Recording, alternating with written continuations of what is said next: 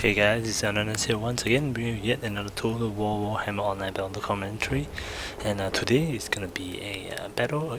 I'm the Empire while my opponent is the beatmen, and I'll be showing you guys the Free Company Militia unit that I showcased in my previous video.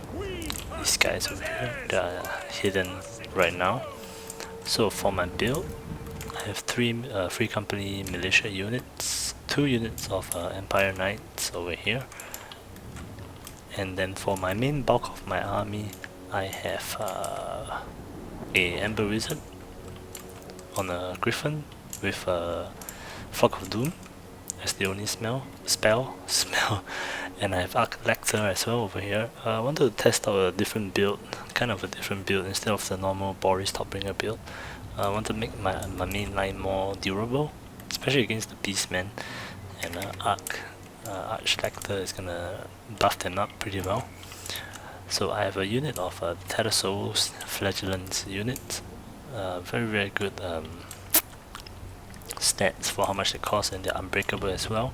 And then I think I have 2 units of normal Flagellants, and they are backed up by I think 3 units of Great Swords. Yep, 3 units for Great Swords, and then I have 2 units of Spearmen with Shield. Yep, and that's about it. Pretty solid infantry line. Onwards! For my enemy, he has brought a Beastman, obviously. He has a couple of Angkor Spearmen herd, and then he has 2 units of Minotaurs with great weapons. These guys are very deadly if they get into my line, and they have Mogor as well over here. And if I'm not wrong, there's 2 units of Gore Bulls, and he has a unit of Bray Shaman with the Law of the Wild. Yep, 2 units of Gore Bulls over there. I think he has 2 Beastie Gore herd if I'm not wrong. One of them is currently hidden, and then he has some hidden Gore herds over here as well. At first I didn't know what units he might be hiding, so I sent one of my Cav to kind of scout, but I realized the battle was going to start over here, so I started moving him back in a bit. Planted a Flock of Doom in the middle over here, quite a decent one if I say so myself, and the battle is going to start really soon. I kind of had to reset my line because they were moving faster than I thought. So I had to reform my line. You have to form your lines up before the battles, obviously. If not, if your lines are in a disarray, then your army is gonna fall apart when they start fighting with gaps everywhere. So actually this hill over here provides some kind of protection for my Free Company Militia, as you guys will see in a bit. My plan was to use them against the large units that my enemy brought, especially the Gore Bulls as well as the Minotaurs. My Flagellant will hold the Beastie Gore herd and their main infantry line. He spawned a unit of Saigo as well, but because of all these trees, my men will be fairly protected. So you can see I didn't form up my Flagellant here properly, but my main line over here is forming up, and I have my front line formed up already. Against these Spearmen, Flagellants are going to do really well. As you guys can see, against the Angkor Spearman herd, they're gonna destroy them with them bells, and there goes his head. So just a cannon fodder unit of these guys over here, and he's gonna start coming on my left flank, but I've already set up my great swords to charge in. You can see the Minotaurs coming in, and soon I'll pop my Lecter damage reduction ability. You can see I put one of my Free Company Militia on the left and 2 on the right, and they're gonna go to town against the Minotaur, even though the Minotaur is armored. 100 armor, you can see they're because of how fast the Free Company Militia reloads, about 8 seconds. You can see that the Gobble is gonna take quite a lot of damage, and my spears are holding up really well. His main line is falling. Put in another Flock of Doom. One of the Gobble actually gets into my Free Company Militia, but because of their melee stats, you can see that they will hold up against the Gobble instead of routing like how the normal missile units will route. they can hold on their own for quite a while. You can see this Gobu, 2 spearmen trapping him, and these guys firing into him. So once I take out this unit of Gobu, I'll focus my attention on the Minotaurs with great weapons. Lecter coming in with his aura, Tether Soul still pretty healthy. Send in my Ember Wizard to try and help out my Free Company Militia over here. You can still see they're holding up pretty well. This guy actually didn't die. Okay, and buff my troops. They have quite a high melee attack now, and I'm gonna start going to town against the Minotaurs because they are a large unit. My men can fire over my smaller sized units, so they can fire over them. So good tip to remember if you're using gun units, you can fire into large enemies over your men. So remember that. So my Great Swords doing their job. Obviously they're going to beat most of the infantry that they throw at me.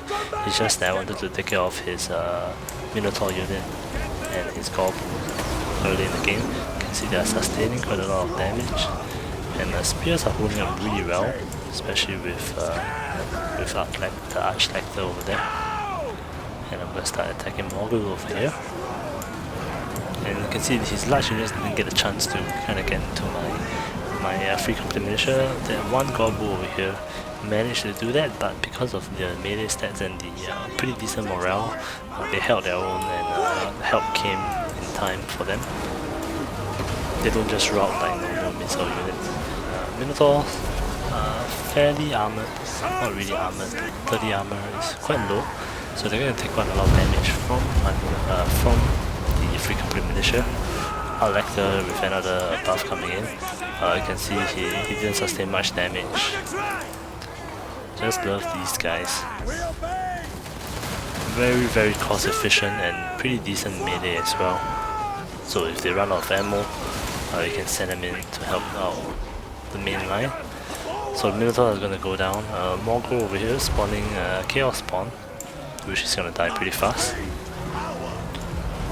And you can see the Minotaur units and his Gorbus didn't do much, and they cost quite a lot of gold, and he needed to rely on them for the damage, but I held them up pretty well, so I prevented them from doing damage. One unit of his Beast Cohort is gonna start chasing my Free Company Militia, and I do believe that I'll be sending one of them in for melee combat, if I remember correctly. Morgul over here against the Arch-Lecter. Some close-up action for you guys. Pretty nice animation.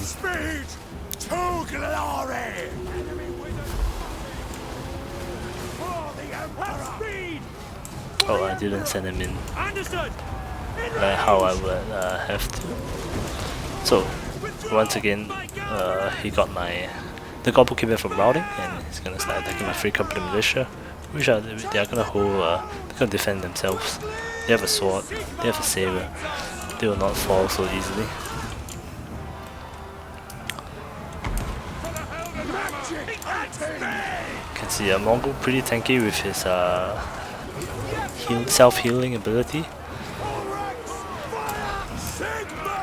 with the Chaos Spawn backing him up. But here I come in for a Ham and Anvil strike with my cavalry, and we can start whittling down the Chaos Spawn slowly but surely.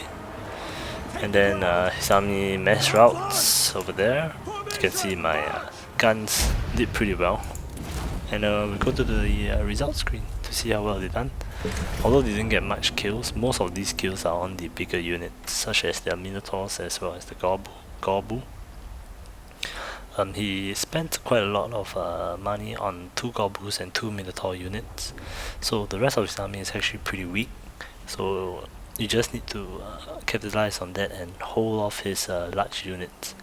And I think the Free Company Militia did pretty well, even though some of them got charged by the Gorbu. They held their own, and they occupied the Gorbus long enough for my main line to clear up his line. So I hope you guys enjoyed this battle, and do look forward to next week's unit of the week, and I'll see you guys next time. Take care guys, bye.